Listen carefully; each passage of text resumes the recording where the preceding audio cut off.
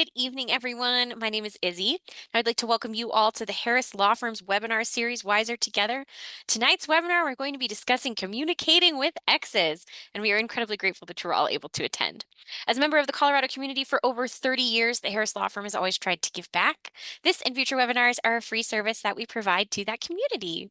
Now, I'd like to introduce our presenters today, Katie Ellis and Andra Davidson. Katie Ellis is a partner at the Harris Law Firm, PLLP. She has been practicing law since 2007. She clerked for the Colorado Court of Appeals for 1 year before moving to private practice in the areas of family law and estate planning. She's involved with the American Inns of Court, the Colorado Bar Association, the Colorado Women's Bar Association, and the Colorado chapter of the Association of Family and Conciliation Courts. Katie practices as a trial attorney, an appellate attorney, and and a transactional attorney. Andra Davidson is a former corporate communications VP turned certified divorce coach and mediator. She knows firsthand how overwhelming divorce can feel, and that's why she created the Better Than Before Divorce digital course and coaching program to help women and men find their footing, protect their kids from unnecessary fallout, and show up as their best selves throughout the process. With over 2 decades of experience helping executives and teams communicate with clarity, confidence, and purpose, she now brings those same tools to individuals navigating divorce. All right, you two, without further ado, I'll turn it over to you. So, welcome everybody. I know that this can be a really difficult and important subject, and I'm grateful that you gave yourself the gift of this hour of time to get some skills and tools to help you navigate it. So, redefining the relationship with your former spouse, especially when you're a co-parent, right, can be one of the most challenging aspects of this process. And there are so many good reasons for that, right? And we're going to talk about a lot of them. Here are some of the things we're going to cover today as we go through this. Is healthy communication possible? I'll give you a hint. It is, for the most part. How to do it. We're going to go through some specific tools and strategies that you can use. I have tips for some high conflict relationships if you're in a situation where maybe there shouldn't be communication, except on, very specific issues. That's a high conflict situation, or there's continually an unhealthy back and forth. And then, as Izzy said, we'll have time for questions. So let's start by talking about that first question. Is healthy communication possible? I'm going to reveal the secret to it pretty quickly. It's in this slide. It's recognizing, choosing, embracing that you are not waiting for anybody else to tell you who you are or get to be. What you can't do is control your ex. I'm pretty sure you all know that, but it might need to sink in. What you can do is make choices that reflect who you want to be. And ultimately, that is the only thing we can control. And it's also how we get to that place of, is healthy communication possible? It's how we change the answer from no to yes. Because recognizing, which is not easy to do, that no matter what your ex does, they can't make you send a text or an email or pick up the phone or respond in a particular way during a conversation. So when you decide, let's talk about that. And you can go, thanks, Izzy. When you decide to put yourself in charge of when and how and what you communicate, that's when you start to take back your power, create healthy boundaries, and create and set the tone that you want. It can feel like your ex controls this because, in all likelihood, you probably got into some pretty difficult patterns and behaviors over years. It's understandable, it's logical, it's what happens in so many situations. And when you realize that you are in charge of those things and that you can make a change, this is where the transformation happens. And I say that because it's hard and it's worth all the effort. This is where you'll start to notice that when you're having that awareness about your choices and you're taking back some of that control and that power into your court, it's the beginning of your healing very often. And that that acknowledgement of what you can and can't control can be very, very freeing. It's also about your kids. So for many of us, those of us who are parents, kids often provide the motivation that we need to make the hard choices, right? I love this quote. We know our kids are watching us, just like we know they aren't listening, right? We also know how maddening it is to take the high road, to try to take the high road when we feel like the other parent isn't holding up his or her end of the deal or is behaving poorly.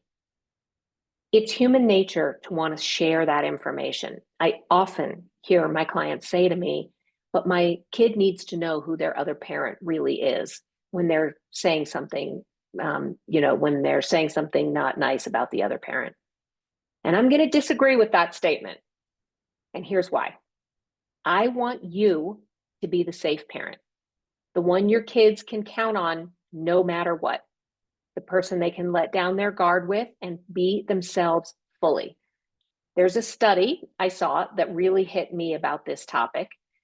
When kids hear bad things about a parent, they actually feel like that is a reflection of themselves because they see themselves in both parents.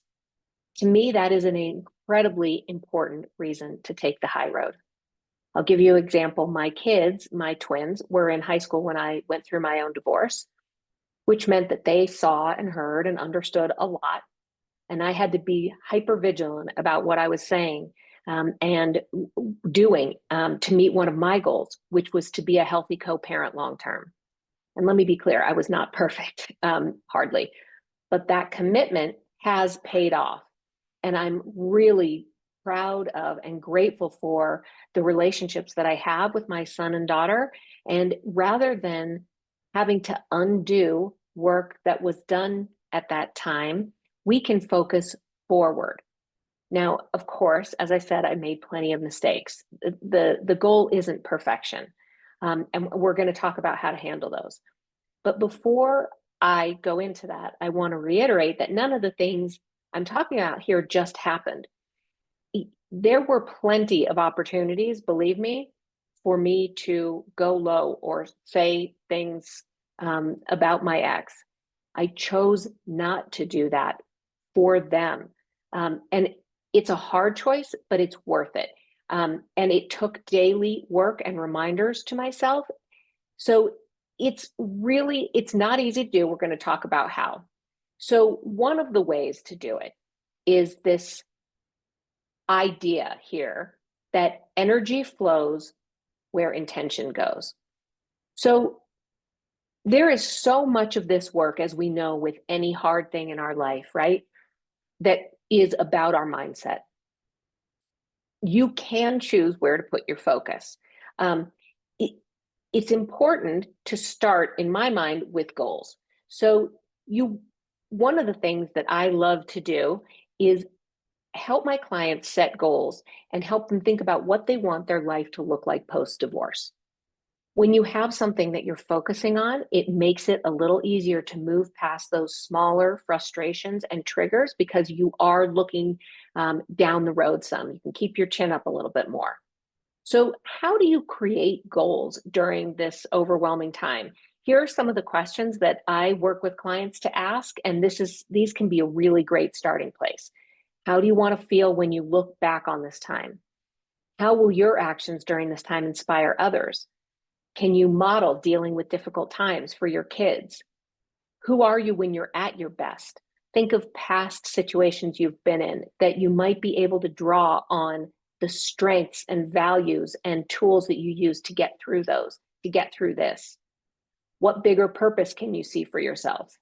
What values are important to you and guide your choices? Then use your answers to write down specific divorce-related goals. These are written to get you just through this time. These aren't necessarily life goals, although some might apply across longer period of time than just the divorce.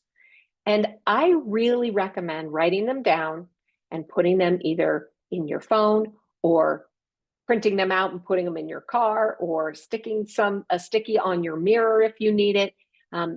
some way to hold yourself accountable to them. Because if you're just writing them down and then you leave a piece of paper, then that's all they'll be, is a piece of paper. And here are a few ideas for goals. These are some that I've come up with and some that I've borrowed from clients. They're, as you can see, very broad, but that's why I included these. And you could add in anything specific that you wanted. I really like making them both aspirational in terms of the relationship with your ex, like establish a healthy co-parenting relationship where you can, take the high road in communications, don't badmouth my ex to the kids, and balancing it with things like speaking up for myself, setting healthy boundaries that work for me. Because a lot of the other things come from doing that work. Hey, before you move on this one, is there ever an appropriate way to incorporate the kids themselves into setting those goals? I love that question. I think there can be. I think it depends on the kid's age, right? And what you are hoping to do by involving them.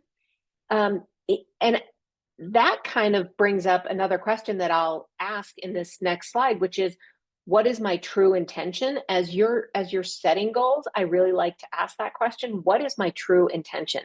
Because sometimes, if your real intention is to support, then you'll know that, right? If it's to cause harm to somebody else, you'll know that too. If it's to, put a little dig out there.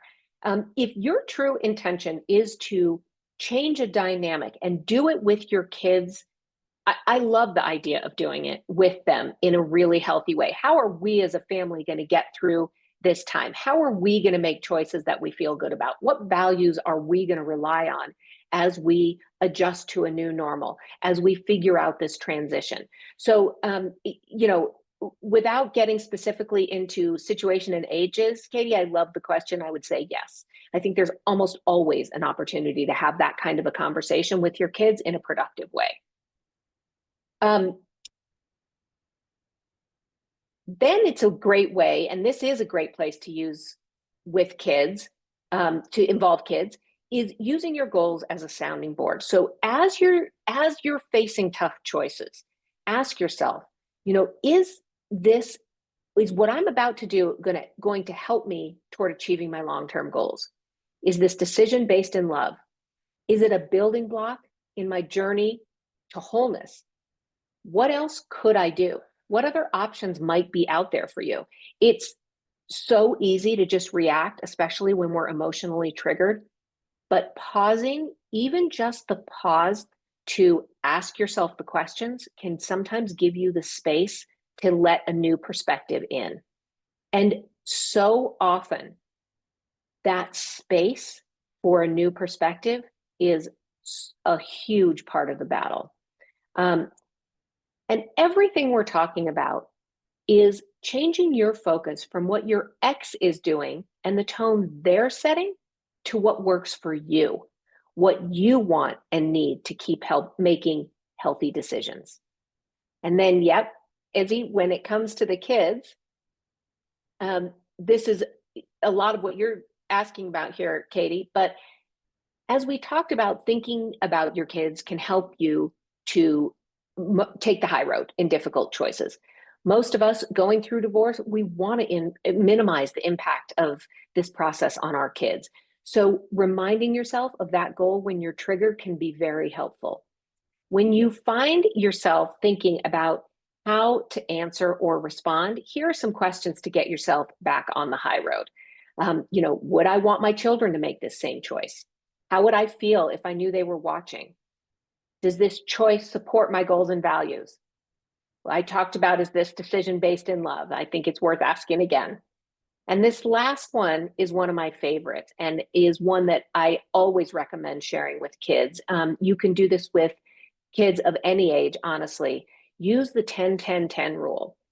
How will I feel about this situation or decision in 10 minutes, 10 months, and 10 years? And it's a great way to involve kids in making tough decisions when they're facing challenges. And it's a great way to remind ourselves that we might be triggered right now, but it may be something we actually can walk away from. Now, when mistakes happen, and they will, in my opinion, this is as important as avoiding them because they're all part of the same toolbox because none of us are perfect. So here are some strategies to handle some. Give yourself and those around you, your kids, your ex even, room to make some mistakes. Be easy on yourself. That's a hard one, but I know you've heard before, talk to yourself like you would talk to a best friend when you're dealing with something really difficult. And I really recommend that here. What would you say to your best friend if he or she told you they were in this situation? This process is exhausting and depleting. Own it when you make a mistake. It models the behavior that we want others to take, right? And try what I call a best self apology. I call a best self apology one that you would believe if you heard it. Elements of it can include sincerity, respect, empathy, kindness, honesty. And you can use the situation to have an age appropriate conversation with your kids. In that example I gave you about my kids, I actually think some of our best discussions and most important learnings came from apologies. Regardless of, sometimes it was them and a lot of times it was me saying that I'm sorry that I don't feel like I'm doing my best here. I don't know how to handle this the best way possible, but I want you to know I'm trying. Or I'm sorry that I made a mistake and said that I shouldn't have. And it makes us all human. I know you've heard how important it is to be vulnerable, and giving other people permission to do the same and showing up that way can be a real game changer and create a lot of opportunity for connection with the people in your life who are most important. Finally, when you're looking back on a situation that where you did make a big mistake or any mistake really, think about what triggered you. So for example, maybe talking about money is a really hot button for you and very difficult. If that's the case, plan for it. Recognize that you are not at your best when you are having those discussions. Can you avoid having unplanned discussions about the things that really send you over the edge on a particular topic? Can you create a simple, straightforward message to use if it comes up?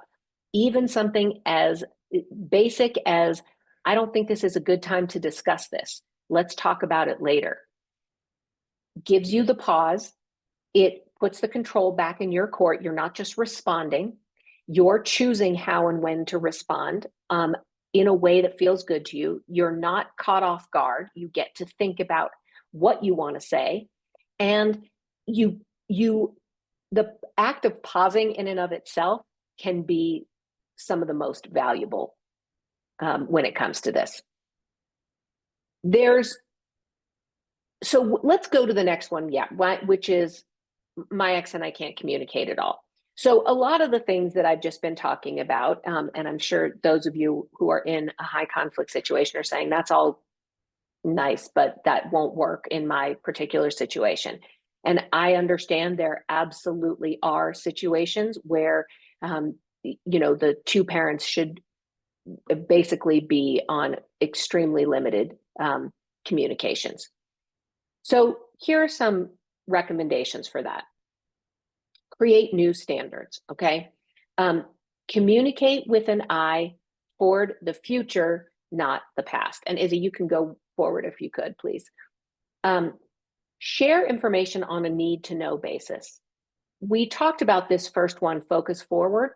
So it gives you perspective, and then you're not relitigating all the things that have happened in the past every time you have an interaction. The other question to ask is, do I need to respond to this at all? Is this editorial, or is this actually factual information that requires a response? Remember that this is a new relationship with someone that you likely have gotten into some bad patterns and unhealthy habits with. You both need some room to redefine the boundaries. And that can't happen if you are essentially married still, but separated, right? Divorced, but not separated is what I call that sometimes, where you are still going back and forth all the time as if you were married, but you're just now in two houses. So ending that dynamic takes an actual decision to do it. We are not going to communicate the same way we did. Now, you can't control the other person, as we've said, but you can choose not to communicate for yourself the way that you have in the past. That means respecting boundaries too, yours and others, right? So if you're having a hard time and with this one, keeping yourself in check, ask yourself when you're starting to say something, would I show this to my lawyer? Would I show it to a judge? Would I share it with my child? If your answer to any of those is no, you might take a pause. And in the case that you are really at a stalemate and communication is unproductive, there are great apps if you don't already use them. There are three main ones: Talking Parents, Our Family Wizard, and then there is also, oh my gosh, I'm blanking on the name. I can't believe I'm blanking on the name. Wait, it's right here. Civil Communicator. So that one is a little bit higher level of parameters and boundaries, and we will talk about that, but apps are a great tool. I actually really like to build into parenting plans now that either party can request to use an app if they feel like it's necessary. That way you don't have to go back and get it. It's already in there, and all you have to do is request it. It is a higher level of accountability and tends to take the temperature down on things a bit. The next one is to use the BIF method. And if you haven't heard of this, I highly recommend this book by Bill Eddy. He founded the High Conflict Institute, and he has actually several books on effective communication. And BIF stands for brief, informative, factual, and firm. The gist of this is that you are responding only to the substance of a communication. You're sharing information, not editorial. So you should do blah, blah, blah, a long text. You're not responding to any of that. I disagree. The kids will be ready at 5. Thank you for asking. Yes, that works. Thank you for asking. I'm sorry, that doesn't work. You can be polite, brief, factual, and firm. You're creating and enforcing those boundaries, and you are limiting the opportunity to get triggered and go back and forth on things that are outside of the scope of the substance of really what you need to talk about. This book is so valuable. This is where you choose to forego the sarcastic comment, the question about weekend plans. You focus on what you need to know. And by weekend plans, I mean the adults' weekend plans, not your kids' weekend plans, right? When you're adding in there, oh, well, where are you going? What are you doing? Oh, that, doesn't surprise me. Of course you're doing that. That's the editorial that needs to come out of communication in most cases. And keeping yourself on track is not easy, but potentially being in an app and using this kind of guidance can be a huge tool. The other tool that I have added into the toolbox lately is ChatGPT. So I have several clients and that are now using ChatGPT to help them craft responses in these situations. Here's what I love about it. You can ask ChatGPT to give you a Bill Eddy type response, right? I love that. You can say, give me a firm, respectful response. I put a couple of these prompts here if you are wanting to try something. You can ask it to evaluate what you have written. Does this draft response support healthy co-parenting? If not, how can I say it better? Not only do I like that ChatGPT can give you an immediate response, right? That's great because you can handle it right in the moment when you might not have access to other tools.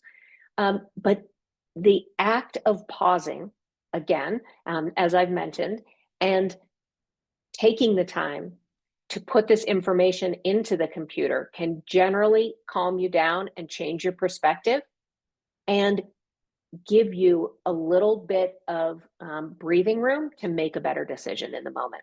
So this is a tool that I've added lately, and I will tell you that I have several clients using it and really finding that it's valuable. So I'd be very curious to know if any of you have tried it and how that's what might be working for you. The other thing is, it's really important to do something productive to process your frustration. Just because you're not taking it out on your ex doesn't mean you're not feeling it, right? Is there a hobby or an activity that you enjoy that you wanted to try? Do it. You'll notice a theme here. All of these things that I've listed are created to help you find perspective. Journaling, exercise, getting some fresh air, all of them just give you a new view on a situation. What recharges you? Listening to music. Can you build in to your own process some way that when you're triggered, you build in dealing with it in some way? Even if it is literally breathing for 2 minutes, closing your eyes, turning off your phone, or just sitting still.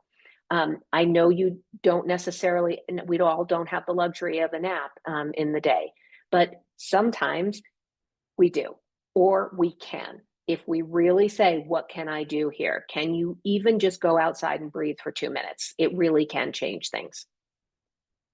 The other thing that's so important is to celebrate your successes. So give yourself credit when you do take the high road. They build on each other, these successes.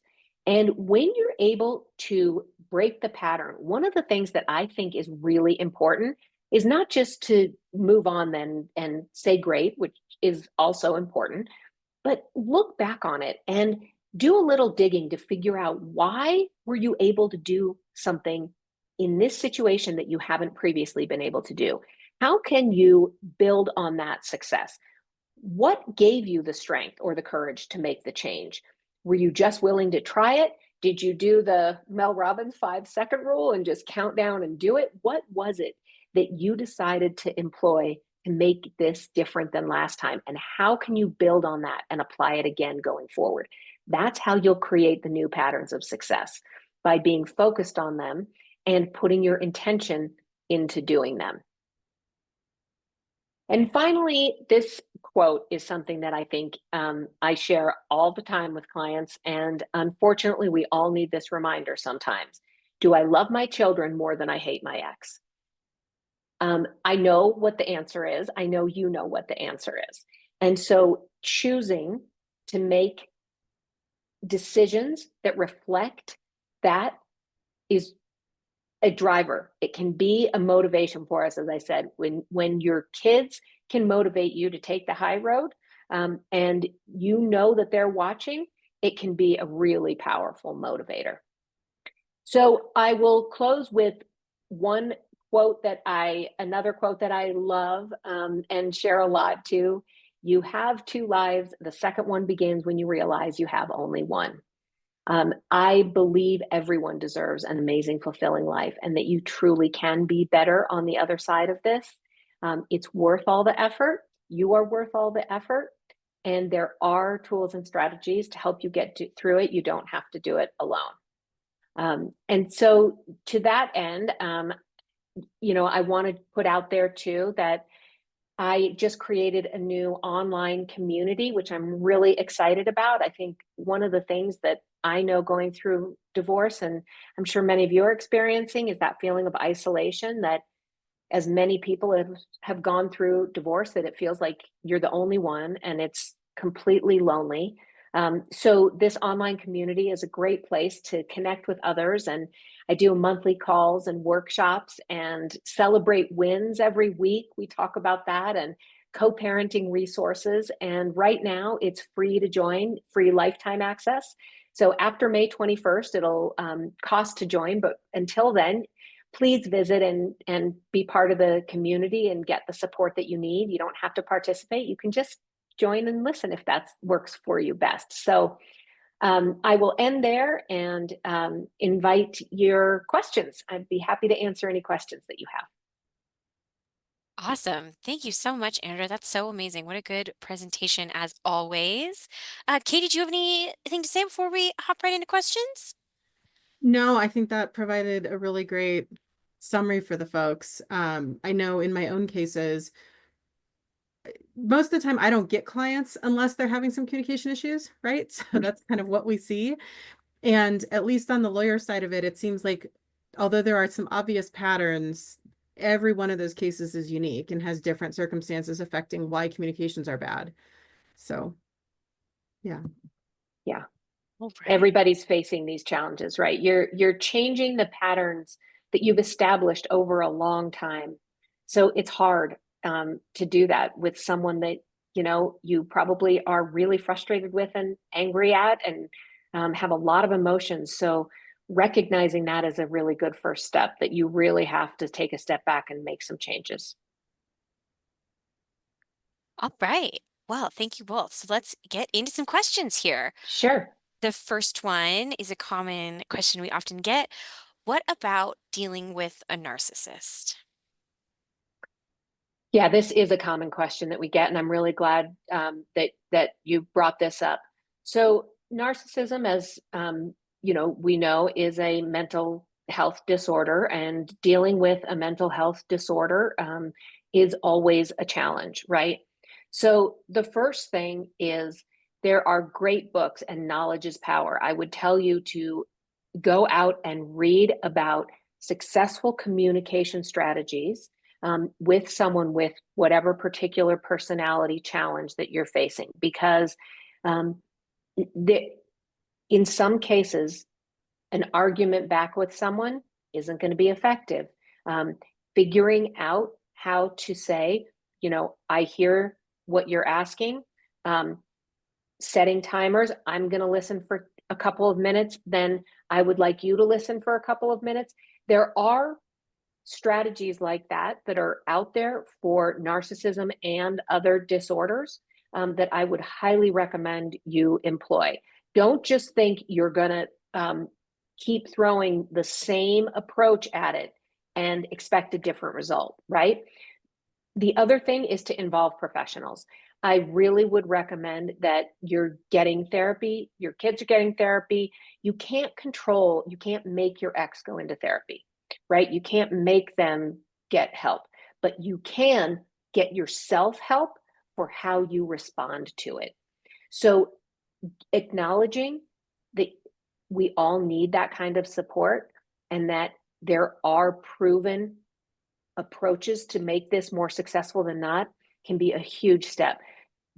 There's no shame in accepting help during this time. I think it's one of the greatest misconceptions about this process that's out there, honestly, is that, oh, I don't need help. I should be strong enough to do this on my own. You don't say, you wouldn't go into surgery and say, I'm not going to take the anesthesia. I can take it, right? This is the anesthesia. This is the way to get through this as successfully as possible, is surrounding yourself with the right kind of support. So in the case of any kind of mental health challenge, get the support that you need. And I've always thought of the therapy piece as almost being like the physical therapy that we get when we've had a major injury too, right? That a lot of it is Yep. kind of training yourself and getting yourself where you need to be, strengthening the things that aren't strong enough, and figuring out how to move forward. That's right. It's the PT of divorce, right? Right, exactly. Yeah, and Yeah. that's, the other thing you had mentioned there that you should get, that you should be in some therapy, you should get some kids your therapy. One of the things that I struggle with as a lawyer is I get clients coming to me saying, well, my ex is being unreasonable, they're being crazy, they're being mean, they're not letting go of their anger. And I keep telling them, you were married to this person for 10 years. If you couldn't get them to change during that time, why do you think I'm going to be able to help them now?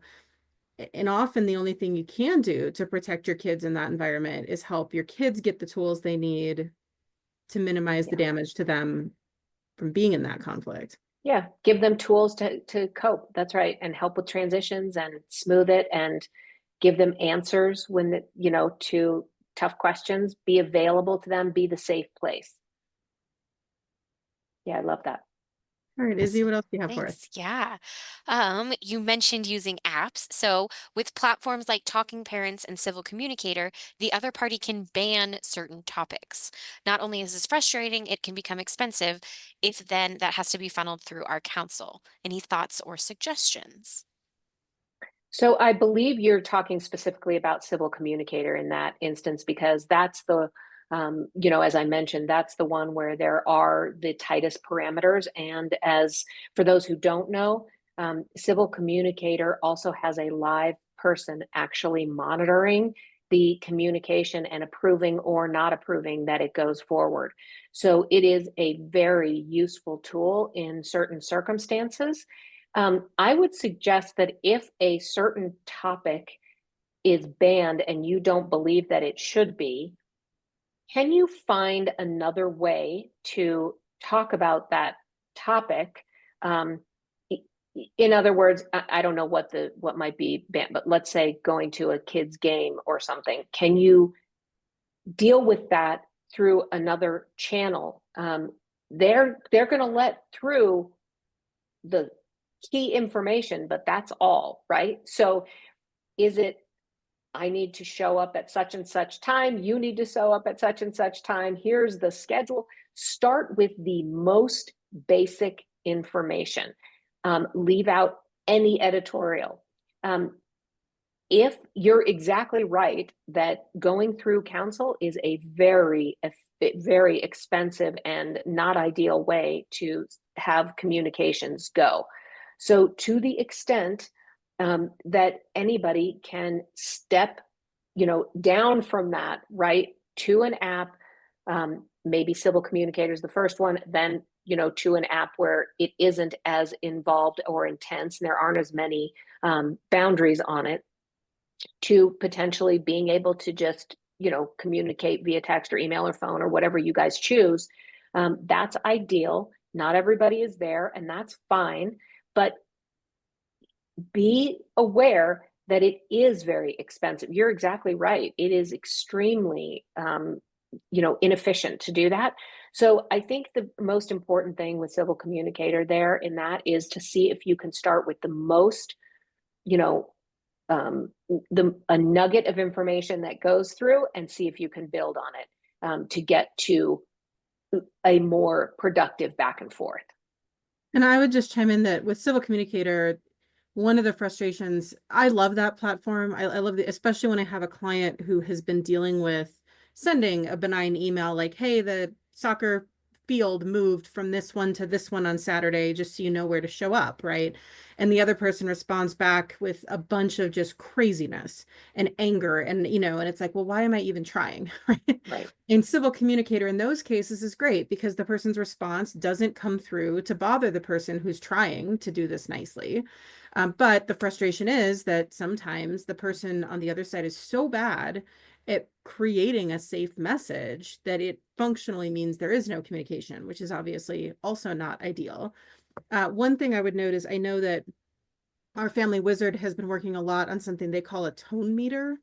And so Mm-hmm. it will still allow the communication to go through, red flags, and say, are you sure you want to send this? Because it sounds really aggressive. And they're working Yeah. on a new AI-based platform to give you suggestions for what you might try to say instead. So if you're looking for that in between, some of the apps have options like that now that let you at least get that feedback. And then you also at least have a record that our family wizard flagged that as being aggressive, right? Or Yeah. being inappropriate. The other thing I would suggest, although it's more expensive than using an app, it's less expensive than both of you paying attorneys. Sometimes getting a parenting coordinator involved can help because you do have that third party intermediary who's going to filter the rhetoric and the language and sanitize it and distill things down to, okay, I hear all of your anger. What do I actually, like, what does the other party actually need though, in terms, like what information or request for information actually needs to be shared? And at least then you're sharing the cost of one professional instead of paying two professionals to go back and Yeah. forth. Yeah. So Yeah. Okay, great. Thank you. And then we have one final question, unless anybody else submits a question in the next few minutes. Um, I have an adult child with disabilities who will get child support indefinitely. We have minimum communication since my ex seldom replies. How do I handle essential parenting issues? And as a secondary issue, he also still badmouths me in front of them. So that is a great question. And Katie, I'll tell you my recommendation. You weigh in from a legal standpoint if you would say something Yeah. different. But I in those cases when I'm not getting a response, I like to say, I will assume, unless I hear from you otherwise, that this is okay and we are moving forward on XYZ. I've signed her up for this class. It starts on such and such. You'll be, per the parenting plan, responsible for 50%. I'm going to assume that's okay unless I hear from you otherwise. Because chances are, if it's not okay, then you will hear. So that's how I like to handle the seldom replies, is you just deal with that one right head on and assume you're going forward with what you need to do. I would ask from a legal standpoint if you even need to offer some of those things if they're not, don't require a copayment or something. Maybe you just stop offering. So that's a thought. And in terms of the bad mouth me in front of her, this is a case where as often as we see this, there is actually very little that can be done. It's very unfortunate. Um, the reality is that parents do this. It's harmful, and I wish that they would understand the consequences of burdening a child. It's like putting big rocks in a backpack that they have to carry around all the time. When you do that about a parent, or anybody does, if you know it's happening, one of the things that you can do is ask your daughter, I'm sorry that happened. How did it make you feel? Talk to them about their feelings around it. Um, it I'm sure that was hard for you to hear. I'm sure that felt sad. Would you like me to help you come up with something that you could say when this happens? For example, I wish you wouldn't talk like that about my mom. It hurts my feelings. It makes me upset. Please don't talk like that. Simple, but and I don't know, you said she has disabilities. I don't know how, intellectual, physical, if she's can do that. But at the same time, I do think that finding a way to talk to her, if possible, about her feelings and how she might feel more comfortable if she's caught off guard in that situation could be very useful to her. So I would throw in that from a legal standpoint, one of the types of orders you can get, and something I usually like in cases where I know it is or is likely to be high conflict, and I know the court is going to order joint decision making, I will have language that defines what that means and that will say the parent who wants to make a major decision or who is requesting reimbursement for a certain type of expense or wants to agree on enrolling the child with a new therapist or in a new activity will submit that request to the other parent in writing. The other parent will have 72 hours, 1 week, whatever is a reasonable amount of time. And that is variable, right? For some families, 24 hours is enough. That's obviously usually a pretty tight window for a lot of families. For some, a week is a reasonable amount of time. But you put in there that after that time is expired, if the other parent does not respond at all, then the requesting parent gets to just make the decision and move forward, right? If the other parent lodges some sort of objection, you have additional protocols for what does that mean, right? How long do they have to work that out? Do they go to a mediator? Do they go to an arbitrator? What happens if they can't then resolve that issue? But if the true issue is just silence, lack of response, then you have an obvious green light, right? And then they don't even have a chance to come back and complain that you're making decisions without them because there's a very explicit path. And usually it also says those requests will come through Talking Parents, or they will come through our Family Wizard, or they will come via this email address. So they also can't claim, oh, I haven't checked that email address in a month. Well, then that's on you because you were on notice that this is how to check that. So that's a relatively simple solution to the lack of communication. Depending on the nature of that disability, you may also consider, I mean, if you have a child who can't make their own financial decisions, who is going to need financial support from each of you, but who is otherwise living relatively independently, you also aren't necessarily bound by a parenting plan because your kid is not, 14 years old anymore. So with a relatively independent adult child who just has these limitations that still, for whatever reason, trigger child support, you may be able to tell the child, if this is truly hard for you, you make those decisions, right? And spend time with the parents when it's appropriate and comfortable for you. And if it's the opposite, where the disability is really significant or severe, you may also consider moving away from a true parenting plan, getting more into the probate world of conservators and guardians, and being in a place where, as the parent who's caretaking, you're making decisions about how much time that child is really going to spend with the other parent. Now, that's one where you need to tread very carefully and definitely involve some mental health professionals, because even if the other parent is less good as a co-parent than you are, your child may still be very attached to that parent. And so, part of that is weighing out the harm of reducing contact with the parent versus the harm of some of those negative comments they're making during the parenting time. But as Andra said, that is always the challenge for us, and we get it all the time. The other party is saying bad things about me to the kids. The other parent is discussing the case in front of the kids, is talking about inappropriate things. And the only way we can actually guarantee they won't do that is to prevent the parent from ever talking to the children or being around them. And that is almost never. I have seen that as the right answer one time in my 18 years of family law practice. It almost never happens. So. All But right. it's Well, another place oh, where some good sorry, it is another place where some good therapy for the kids is also a good answer. So sorry, go ahead, Izzy. oh, that's okay. I'm sorry I interrupted you. Um, that is our last question for the evening. Do you both have any final words to leave us off with? I just give everybody credit for working hard on this. It is an effort, and I know how hard it can be. And I hope you give yourself a lot of kindness and grace as you navigate it. Check out the community that Andrew set up. It sounds like a great place to get some more tips from people that are in the trenches going through this themselves. And if any of you are at a place where you need some legal help with all of it, feel free to reach out to our offices. For attending the webinar, you also receive a free consultation with one of our intake attorneys. So I think Izzy put information about how to do that in our chat for you too. Thank you both so much. And if you need more information about Andrea, you can email me and I will connect you. My email address is again, izzy@harrisfamilylaw.com. Thank you all for attending. And to get that free consultation with the Harris Law Firm, just give our offices a call, give them the code WISER together, or just mention the webinar and they'll set you up with that free consultation. Other than that, we hope that you all have an excellent Colorado Wednesday, and we hope to see you at another WISER Together webinar. Have a good evening, everyone.